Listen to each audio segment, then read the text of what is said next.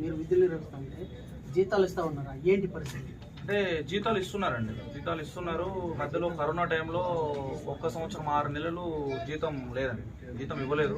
So అప్పుడు కూడా మా వాళ్ళు ఎక్కడ కూడా చెల్లించకుండా విధులకి డైలీ డ్యూటీస్ వెళ్తూ ఎక్కడ కూడా అసంతృప్తి చెందకుండా పోలీసు అంటే ప్యాషన్తో, పోలీసు అంటే గౌరవంతో ఉద్యోగాలు చేశారు. మా వాళ్ళు కూడా చాలా కష్టపడి ఉద్యోగాలు చేశారు. అప్పుడు యాక్చువల్గా నేను చెప్పాలంటే మమ్మల్ని నిజంగా ఆదుకునేది పోలీస్ శాఖనే. అప్పుడు వీళ్ళున్న కట్టిన దీంట్లో పోలీసు శాఖనే వీళ్ళందరినీ చేరదీసింది, వీళ్ళందరినీ కూడా ఆదుకునేది మా వాళ్ళందరినీ. రెండో పాయింట్ ఏమంటే వీళ్ళు ఎట్లా వచ్చారనేది పక్కన పెడితే చేస్తున్న ఉద్యోగంలో ఎక్కడ కూడా మా స్పెషల్ పోలీస్ ఆఫీసర్ వల్ల ఎక్కడ కూడా అన్యాయం జరగలేదు. ఏ జిల్లాలో కూడా ఏ పోలీస్ స్టేషన్లో కూడా అన్యాయం అనేది జరగలేదు. సో అప్పటి నుంచి కూడా 2022 నుంచి మేము తిరగని ఆఫీసులు అంటూ లేవు. అన్ని కలెక్టర్ ఆఫీసులు తిరిగాము, అన్ని సూపరింటెండెంట్ ఆఫ్ పోలీసు ఆఫీసులకి